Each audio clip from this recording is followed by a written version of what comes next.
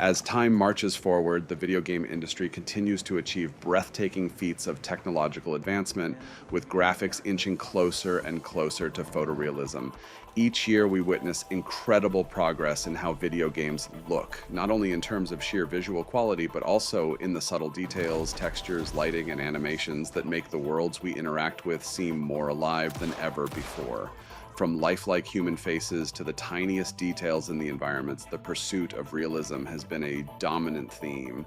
As impressive as this is, there's a sense of nostalgia for the older days when games weren't so reliant on photorealism. There was something charming about those titles, even though they didn't have the technological capacity to mimic reality to the extent we see today. One of the standout techniques that defined the visuals of games in the late 90s and early 2000s was pre-rendered backgrounds. In an era where hardware limitations prevented real-time rendering of complex environments, developers came up with a clever workaround: pre-rendered environments. These were essentially static, highly detailed images crafted in external programs and then used as the backdrop in games. Because these environments were pre-rendered, they didn't require the same computational power as real-time 3D rendering, allowing developers to pack in far more detail than would have been possible in real-time rendering. As a result, the pre-rendered background technique gave developers the ability to craft environments that felt expansive and immersive despite hardware constraints. Take, for example, The Legend of Zelda: Ocarina of Time. This game was a milestone in the gaming world for its groundbreaking 3D environments and its sprawling world design. However, some of its most memorable locations, such as the interior of the Kokiri Forest tree houses, were rendered as pre-rendered backgrounds. The pre-rendered approach allowed for much richer textures, lighting, and shadowing effects, giving the environments a more detailed and polished look. This method allowed the game to present an incredible sense of scale and depth that couldn't have been achieved through real-time rendering on the hardware of the time. By combining this technique with real-time 3D characters and objects, the game blended the best of both worlds, creating an immersive and magical environment that still resonates with players to this day. The charm of pre-rendered backgrounds wasn't unique to console titles like Ocarina of Time, though. PC games from the late 90s and early 2000s made extensive use of pre-rendered environments, particularly in the genres of role-playing games, strategy games, and simulation games. One of the most notable aspects of these games was the use of isometric views, which helped elevate the visuals and make the worlds feel larger and more intricate than their real-time counterparts. In these games, the developers could craft highly detailed, visually rich environments that felt truly alive, whether they were small interiors or sprawling outdoor landscapes. Consider the iconic Fallout 2, a dark, post-apocalyptic RPG that used pre-rendered isometric backgrounds to give the world a truly bleak and atmospheric quality. The game's environments, from the bombed-out cities to the dusty, desolate deserts, were painstakingly crafted with incredible attention to detail. These static environments helped convey the scale and the dangers of the world, enhancing the atmosphere of the game and making the stakes feel all the more real. Similarly, in Diablo 2, another action RPG that remains a beloved classic, the pre-rendered environments played a crucial role in setting the mood. The gothic dungeons and eerie forests, created with the pre-rendered technique, gave the game a haunting atmosphere that contributed heavily to its status as one of the greatest action RPGs ever made. Another standout example of pre-rendered backgrounds can be found in the Commandos series, particularly Commandos 2, Men of Courage. This tactical real-time strategy game was set during World War II and employed pre-rendered isometric maps to give the game a sense of detail and realism that wouldn't have been possible with the technology at the time. The pre-rendered environments were rich in texture and atmosphere, helping to bring the historical setting to life and contributing to the stealth-based tactical nature of the gameplay.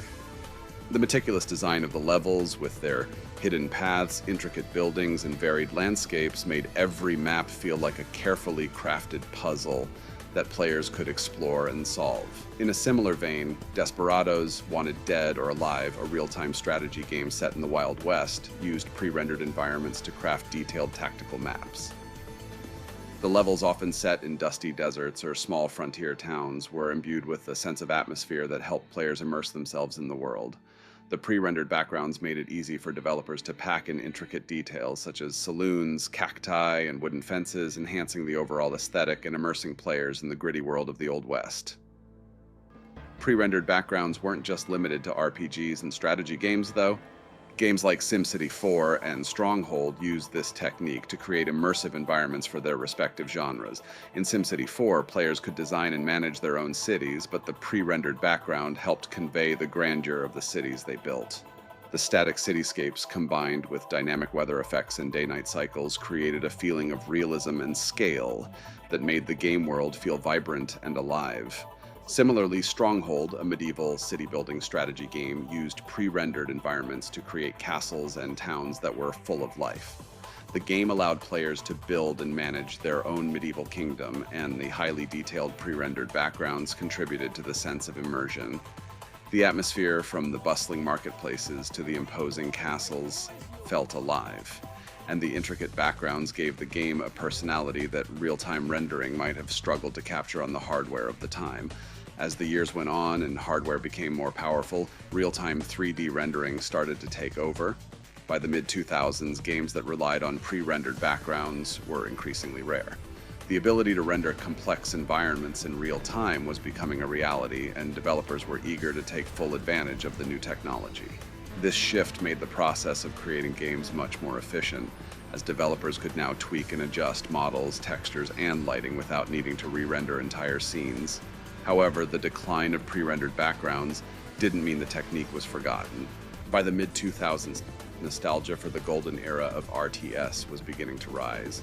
Age of Empires had maintained a loyal fan base, but many felt the franchise had been left in the past. Then in 2017, a bold announcement came: Age of Empires. Definitive Edition was on its way. The promise was clear: to bring the classic 1997 game into the modern era, with updated features, multiplayer improvements, and, most importantly, enhanced visuals.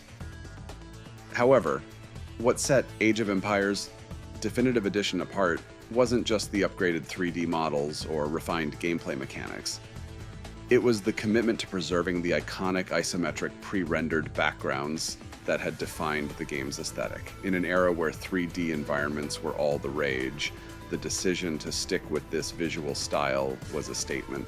The developers, realizing that the nostalgic appeal of Age of Empires wasn't just about its gameplay, but its timeless art direction, embraced the power of modern technology to breathe new life into those original pre-rendered backgrounds. Through a careful process of remastering, the game's backgrounds were given a high-definition makeover while maintaining the signature isometric look.